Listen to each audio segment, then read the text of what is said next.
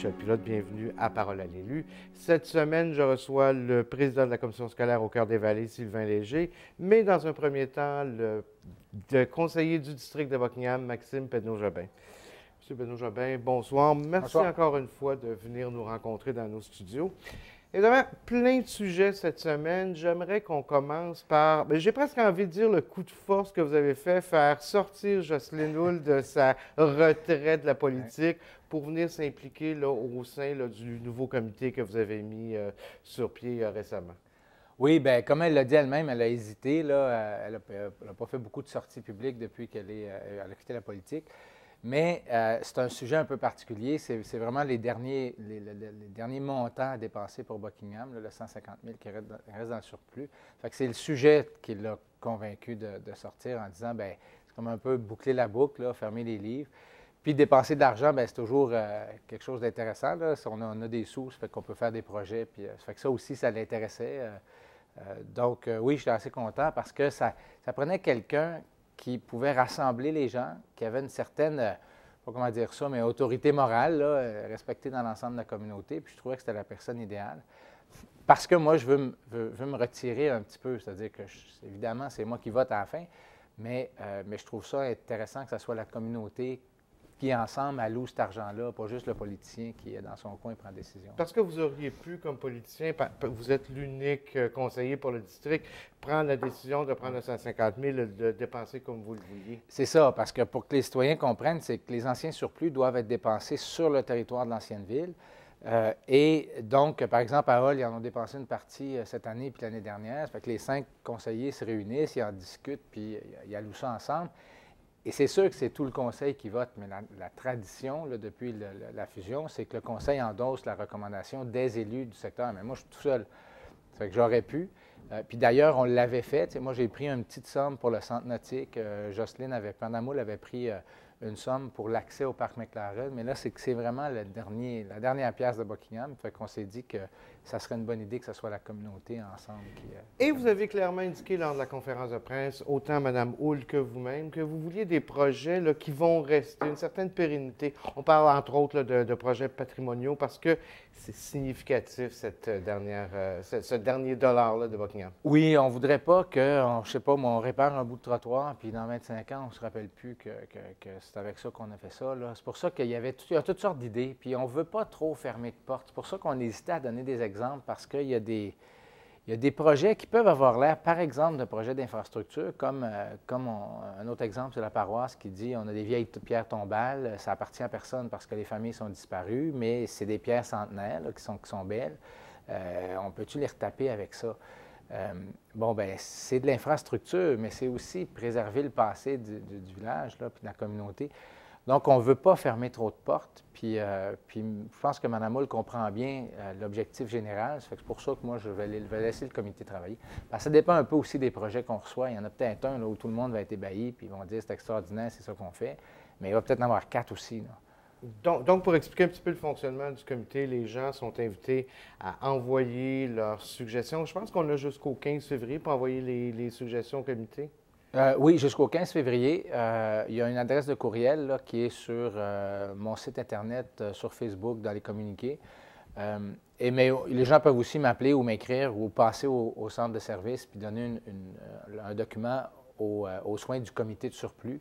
Puis là, Mme Houle va recevoir ça et va traiter ça avec le comité. Puis dans le comité, il y a des gens d'un peu partout, là, du monde du sport, du monde des affaires, du monde de la culture. Fait que je pense qu'on est assez représentatif. Et c'est important pour vous d'avoir un comité qui était représentatif de la communauté comme telle? Oui, oui, oui. Donc, avec Mme Houle, on a des gens d'affaires, mais on a aussi les autres secteurs. Puis ça fait... je pense que ça va donner beaucoup de légitimité aux recommandations. Évidemment, vous êtes le chef d'Action Gatineau, on le sait depuis la presque fondation du mouvement. Et on a parlé de coalition, on a parlé de plein de choses à la ville de Gatineau. Et certains conseillers qui remettent votre légitimité en tant que chef d'Action Gatineau. Comment vous réagissez à ces attaques-là, si on veut? Bien, d'abord, je trouve ça un peu drôle. Là. D'abord, ils attaquent tout ce qu'on fait. Ça fait que je ne suis pas tellement étonné. Puis, deuxièmement, ce qui me faisait un peu sourire, c'est que ma légitimité ne vient pas de mes adversaires. Ma légitimité vient des membres. Il n'y a pas un politicien autour de la table qui a réuni 250 personnes pour endosser une ébauche de programme puis se faire élire comme chef. Même quand ils ont lancé leur campagne, il n'y en a pas un qui avait 250 personnes dans la salle. Depuis ce temps-là, on est en train d'atteindre le 500 membres. Moi, c'est de ça dont je tire ma légitimité.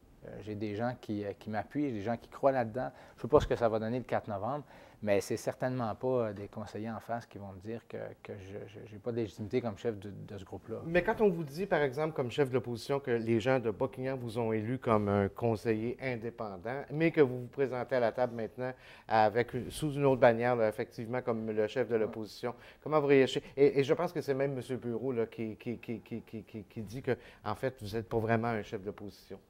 Bien, c'est-à-dire qu'il n'y a pas de gouvernement, fait que c'est dur d'être chef d'opposition. Je suis certainement chef d'un groupe qui veut changer des choses à Gatineau. Oui, les gens de Buckingham m'ont élu comme indépendant. Par contre, tout le cheminement, je l'ai fait de façon transparente. Et les gens de Buckingham vont pouvoir s'exprimer le 3 novembre. Et les gens de tout Gatineau vont pouvoir porter un jugement sur ce que je fais là. Puis moi, je vais vivre avec ce jugement-là. Mais que mes adversaires disent tout ça, moi, ça ne m'empêche pas de dire que ces gens-là veulent centraliser Gatineau, on veut décentraliser Gatineau. Ces gens-là laissent traîner notre relation avec le scolaire, puis avec même l'UQO, puis ça coûte cher à tout le monde, puis ça n'a pas de bon sens. M. Bureau, moi, je pense qu'il ne parle pas assez fort pour Gatineau. On a besoin de quelqu'un qui met son poing sur la table de temps en temps. Fait qu'il y a des différences entre nous et eux.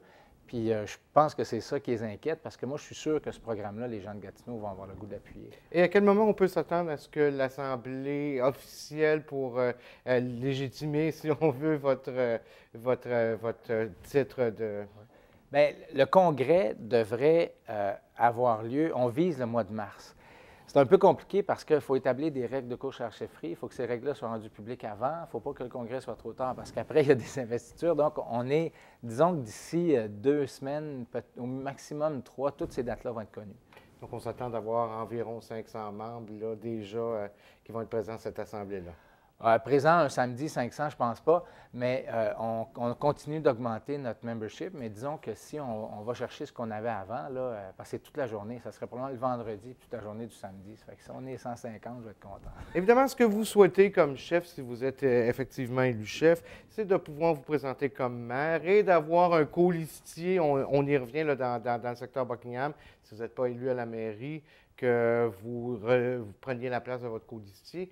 Le parti, si on veut, du maire Bureau qui vous a pris un petit peu par surprise en proposant, lors de la dernière assemblée, le conseil municipal proposant, ça a été évidemment battu.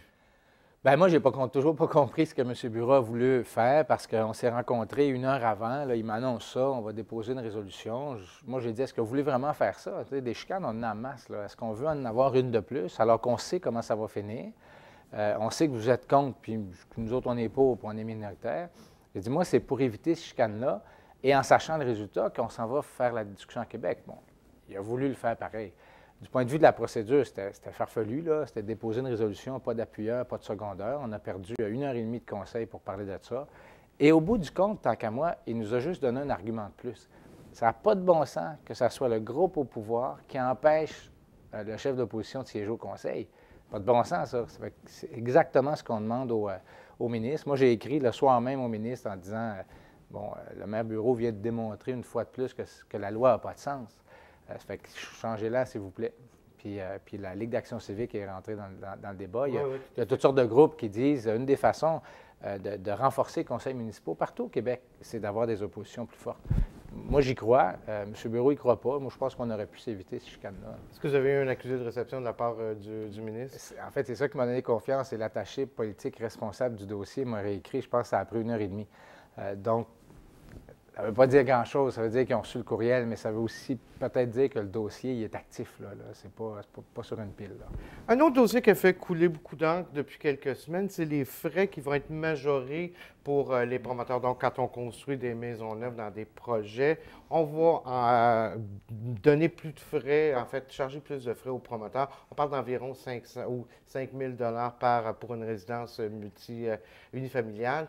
Et les promoteurs, évidemment, se plaignent, ils ne sont pas très heureux. Et j'ai presque envie de dire que les municipalités voisinantes sont un petit peu contentes parce qu'on risque d'avoir des gens qui vont déménager. L'Ange Gardien, Tursault, Cantley, Chelsea. Mais il faut voir, c'est que notre façon de voir le développement, elle a changé. Avant, construire des maisons, on était content parce que ça augmentait le budget municipal. Là, on s'est aperçu que le développement nous coûte une fortune quand il n'est pas fait intelligemment. Du développement à basse densité, là, des maisons dans des champs à perte de vue, là, ça coûte une fortune parce qu'on n'est pas capable d'entretenir nos égouts, nos aqueducs. Ça fait que des vieux quartiers comme le nôtre, en fait, se trouvent à subventionner la croissance partout ailleurs à Gatineau. Donc, ces frais-là, c'est juste pour que les bonnes personnes payent ce coût-là. Au lieu que ce soit l'ensemble des contribuables, c'est le promoteur qui le refile à l'acheteur. Ça fait que c'est l'acheteur qui décide d'aller s'installer à cet endroit-là, les nouveaux arrivants, les nouveaux, qui payent en fait le vrai coût des infrastructures. Puis le vrai coût, là, avec ce qu'on fait, je pense qu'on se rend à 38 du coût, du vrai coût selon la ville. Donc, moi, j'ai aucune gêne à faire ça. Si ça, je ne pense pas que ça va générer un exode. D'abord, l'exode est déjà là. Il y a déjà de la croissance dans des... Je ne pense pas que ça va avoir un impact immense. Mais moi, ce que je dirais aux maires des municipalités voisines, c'est faites attention, parce que ce qui est vrai pour nous est vrai pour vous. Si vous construisez en périphérie, vous n'aurez pas, vous n'avez pas assez de citoyens par rue pour payer la rue. À un moment donné, ça va vous revenir dans le visage. Pas pour rien que les infrastructures de Buckingham, entre autres, étaient délabrées comme ça, là. Puis ils le sont encore beaucoup. Fait que pour moi, c'est notre façon de voir le financement du développement qui doit changer. Si on parlait maintenant de patrimoine, on a vu la semaine dernière l'église Saint-Paul dans le secteur Almeux qui a été détruite malheureusement parce que la ville et le conseil de fabrique et tout le monde n'ont pas réussi à s'entendre. J'aimerais qu'on fasse une espèce de petit parallèle avec la gare de Masson dans notre secteur ici. Vous n'avez pas l'impression que ça risque de se reproduire s'il n'y a pas de volonté de la ville ou de... Ça stagne, ce dossier-là. C'est exactement la même chose. Puis quand M. Bureau accuse la paroisse, moi, je pense qu'il... Puis sur Masson, il fait la même affaire. Il dit, bon, il n'y a pas de projet. Je sais bien, là, mais nous, on est des chefs politiques. Si on perd la gare, bien, ça va être la faute des chefs politiques de la communauté. Ce n'est pas la faute de Gatineau Inc. ou de la paroisse Inc. C'est du taponnage, ça. Moi, j'ai demandé qu'on analyse. J'ai demandé ça au dernier budget. Ça fait 1 an que ça traîne. On est supposé avoir le rapport d'analyse sur l'état de la gare. Puis moi, je pense que le leadership doit être assumé par les élus parce que c'est compliqué pour toutes les autres. Puis nous, c'est notre travail de faire ça. Mais M. Bureau refuse cette façon de voir-là, de voir la défense du patrimoine. Lui, il dit que ça appartient aux autres. Moi, c'est une erreur, puis ça donne la destruction de Saint-Paul. Puis parti comme on est là, ça commence à être bien difficile de se dire qu'on ne démolira pas la gare de Masson à un moment donné. Moi, alors, évidemment, on va ça fera partie de son héritage. Voilà, on va suivre ça de près, M. Pedneau-Jobin.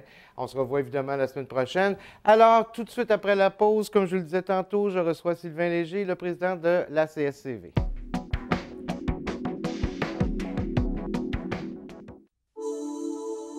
Le séminaire des amputés de guerre, on est une grande famille, on a toute hâte de se voir.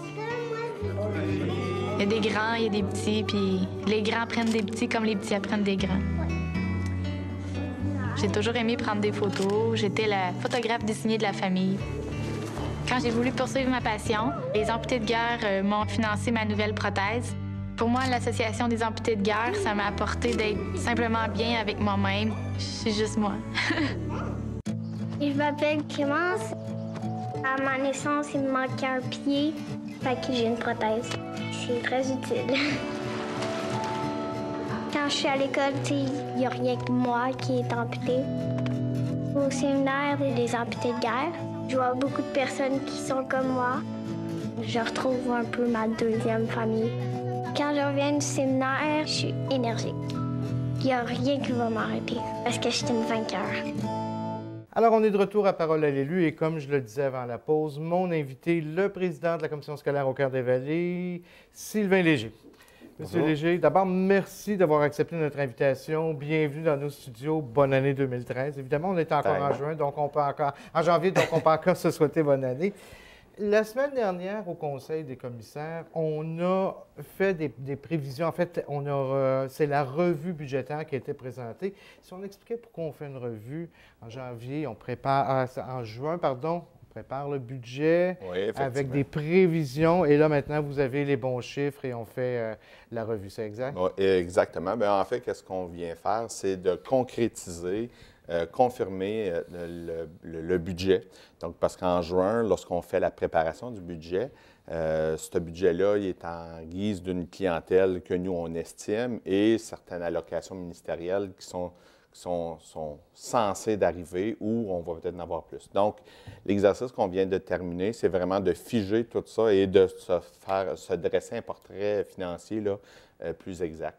Ce qui est intéressant de noter, c'est que depuis quelques années, en fait, je pense depuis 2 ans à la commission scolaire, il y a quand même une augmentation de la clientèle, alors que depuis quelques années, on devait négocier avec une diminution de la clientèle. C'est nouveau pour la CSCV. Oui, cette année, en fait, vous avez totalement raison. On a enregistré une légère augmentation. Donc, notre secteur ouest, qui est tout le secteur urbain, notre commission scolaire, donc Buckingham, Masson, Angers, vient contrer un petit peu la décroissance du secteur de la petite nation. Donc, oui, effectivement, on a une augmentation d'environ une centaine d'élèves cette année.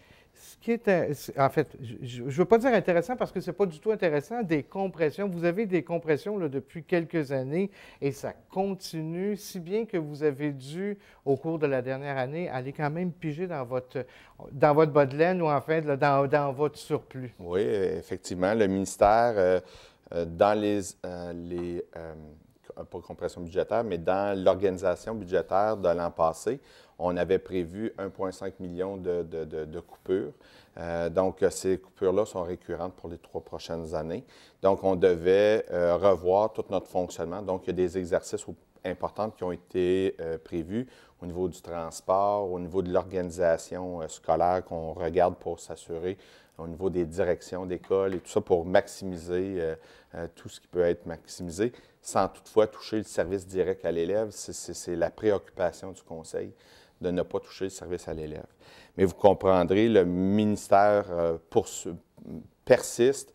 On prévoit dans le prochain 3 ans des coupures qui vont se totaliser à 6 millions dans notre commission scolaire. Donc, on rajoute un autre 3 millions et par la suite 1,5 million pour les 2 prochaines années.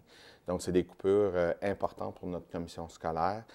Ça met en branle plein de scénarios. Présentement, la table du Conseil des commissaires, au point de vue financier, est en train de revoir là, tous ces protocoles, tout pour voir comment on peut offrir, toujours maintenir notre service de qualité et répondre au ministère de l'Éducation. Mais jusqu'à présent, vous avez été quand même en mesure, là, si on veut, de continuer de maintenir les services aux élèves. On sait qu'il y a eu des coupures, effectivement, vous venez nous en parler au niveau du transport scolaire, ce qui n'a pas fait nécessairement l'affaire de plusieurs parents, ou en fait de certains parents.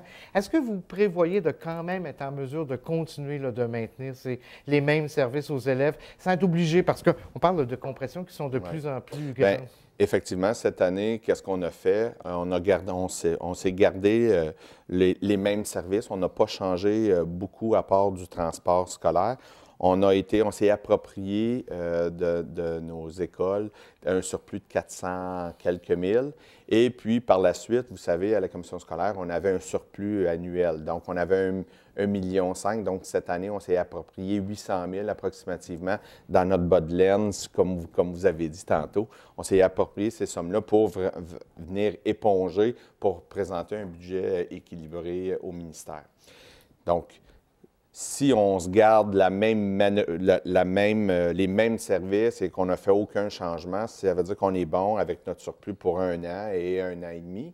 Mais il va falloir, si le financement au ministère ne change pas, il va falloir changer des choses à la commission scolaire. Est-ce que c'est en EHDA, service spécialisé d'éducatif? Est-ce qu'on va changer ça? Est-ce qu'on va revoir certains modèles? Possiblement qu'il va falloir faire ces exercices-là. Et il y a de plus en plus de commissions scolaires qui décident de se fusionner. On a vu, même ici en Outaouais, là, des commissions scolaires qui se fusionnent. Est-ce qu'il y a des discussions pour que la CSCV ou une partie de la CSCV se joigne à d'autres commissions scolaires de la région? Bien, en fait, discussion, il y a eu un exercice le 12 janvier dernier où tous les présidents des 3 commissions scolaires de la région, des 4 commissions scolaires, on a fait venir quelqu'un pour avoir toute l'information nécessaire pour donner à nos élus. Donc, tous les commissaires ont été invités. En fait, cette journée a eu lieu ici à Buckingham.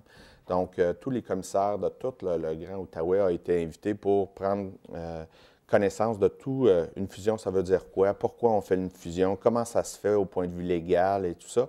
Donc, les gens des 4 commissions scolaires sont retournés chez eux pour faire leur devoir.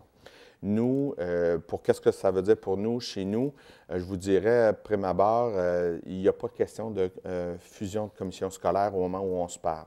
Mais vous comprendrez, avec les compressions budgétaires qu'on nous propose, je vous dis pas qu'est-ce qui va se passer dans 1 an, dans 2 ans, dans 3 ans, je ne peux pas vous dire. Mais présentement, je ne crois pas sérieusement que c'est la volonté du Conseil. Le Conseil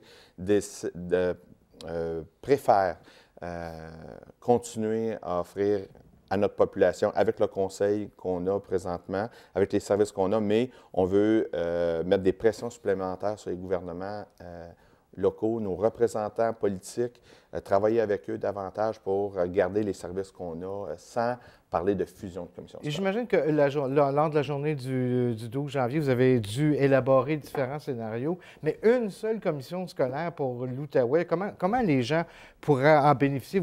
On sait déjà que le territoire de la CSCV est immense. Alors, si on allait à couvrir tout, ou même diviser en 2, est-ce que vous avez des scénarios qui semblaient intéressants, là? Bien, Outre, peut-être sauver de l'argent, finalement. Les scénarios présentement qui étaient peut-être envisagés, autres que, entre autres, on sait qu'il y a 2 commissions scolaires qui ont déjà débuté un processus du portage et des hauts-bois, Oui. qu'on parle de fusion de commissions scolaires. Ces 2 commissions scolaires désirent présentement à explorer la possibilité d'une fusion. Nous, Commission scolaire au cœur des vallées et des draveurs, présentement, ça n'a pas été retenu. On est encore à se rasseoir à la mi-février, tous les présidents, pour regarder les scénarios, mais je vous dirais que chez nous, présentement, ce n'est pas la volonté du Conseil à poursuivre. C'est sûr qu'on est à l'affût de tout ce qui se passe, mais on veut garder nos services. Il y a des préoccupations autour de la table qui sont importantes. Tout l'aspect rural, les gens de la Petite Nation, et puis c'est pas juste la Petite Nation, c'est tous les gens du Pontiac, du Haut-Gatineau, Maniwaki, qui veulent garder, il y a les petites écoles du village, il y a des préoccupations par rapport à se jumeler avec des centres urbains. Donc, il y a beaucoup de résistance de ce côté-là. Donc, c'est quelque chose qui va se faire, mais présentement, là, c'est pas... Et j'imagine que si on parle de fusion, il faut qu'il y ait volonté presque unanime, en fait, là, des deux conseils de commissaires, des 2 commissions scolaires. Oui, effectivement. La journée où il y a une volonté, ça doit être fait par résolution. Une fois que les 2 commissions scolaires désirent par résolution faire une fusion, la demande est faite au ministre. Une fois que la ministre accepte, il y a un comité provisoire qui est mis sur place. Et à ce moment-là, on commence à travailler pour eux, ce comité provisoire-là, prennent toutes les décisions pour la nouvelle commission scolaire. Donc, mais on n'est vraiment pas rendu là présentement au jour qu'on Donc, il n'y a pas de commission scolaire au cœur des draveurs qui s'en vient ou quoi que ce Non, soit pas du tout. Pas à l'horizon, pas du tout. On a parlé un petit peu de transport tantôt. Oui, effectivement, des coupures, ou en fait des modifications qui ont été faites là, dans votre système de transport. Par contre, alors qu'on parlait de grève dans les autres commissions scolaires avoisinantes, ici en Outaouais, c'est-à-dire au cœur des vallées, pas eu de problème, aucune... Non, bien en fait, nous, les conventions collectives ont toutes été signées au printemps et été dernier. Donc, c'est pour ça qu'on n'entend pas parler de nos transporteurs, parce que les conditions de travail avaient déjà été faites là, sous leur convention collective. Les gens qui auraient encore des plaintes au niveau des transports, est-ce que vous en recevez encore à la commission scolaire ou si le dossier semble là, réglé, si on veut? Le dossier semble se régler. C'est sûr qu'il y a encore certaines préoccupations de la part de certains de nos élus. Vous savez, lorsqu'on change des habitudes, c'est pas toujours évident. Puis, il y a des préoccupations qui sont très valables par rapport à certains parents où on questionne la sécurité des enfants, tout ça. Donc, tous ces plaintes-là sont traitées au comité de transport. Les gens reçoivent la plainte et analysent le dossier et puis, par la suite, en fait une recommandation au conseil. La semaine dernière, il y a eu une réunion où on a parlé de terrain synthétique à la polyvalente Armidas-Gamelin, ici dans le secteur Buckingham. C'est un gros dossier, le terrain synthétique. La commission scolaire qui s'est engagée à mettre des fonds, l'Ange Gardien. Oui. On attend toujours là, de la part du gouvernement du Québec et de la Ville de Gatineau. Bien, en fait, la Ville de Gatineau, c'est au travers de M. Jobin. M. Pedneau-Jobin nous garantit des sommes assez importantes, une hauteur de 790 000, là, si ma mémoire est bonne, et puis un investissement de l'Ange Gardien de 250 000. Donc, par la suite, on est en attente du ministère du loisir et du sport pour savoir est-ce qu'ils vont financer notre projet. Donc, la réunion de lundi dernier se voulait une réunion pour dire, bon, on est toujours en attente, le dossier est rendu où, puis c'est quoi nos prochaines étapes pour faire avancer ce dossier-là, et si tous les partenaires sont autour de la table. Donc, c'était ça le but de cette rencontre-là. Donc, à cette table-là, on avait notre député, M. Iraka, qui était là, M. Pedneau-Jobin, le maire de l'Ange Gardien, les représentants de la Ville, et nous de la commission scolaire pour vraiment regarder, en fait, M. Roy aussi qui nous dresse là, il nous garde le cap sur nos jeunes. Donc, on travaille encore ce dossier-là. Un nouveau partenaire qui est arrivé autour de la table, qu'on a invité aussi, c'est notre député fédéral, M. Ravignan, parce qu'on sait qu'il y a des sommes qui sont disponibles par rapport à de nouveaux projets d'infrastructure. Donc, on est à préparer, nous, à déjà regarder un plan B avec tous les partenaires pour faire une demande au ministère fédéral pour ce terrain synthétique-là. Donc, évidemment, on va suivre ça de près. On va souhaiter là, que la volonté politique de chaque côté là, permette aux jeunes de jouer sur un terrain synthétique pour la prochaine année. On le souhaite. Monsieur Léger, bien, merci infiniment du temps que vous nous avez consacré. On se revoit évidemment là, dans les prochaines semaines. Alors, c'est ce qui complète notre émission pour aujourd'hui. Mon nom est Michel Pilote. Au nom de toute l'équipe, je vous souhaite une bonne fin de soirée sur nos ondes. On se revoit la semaine prochaine pour une autre émission de Parole à l'élu. Merci.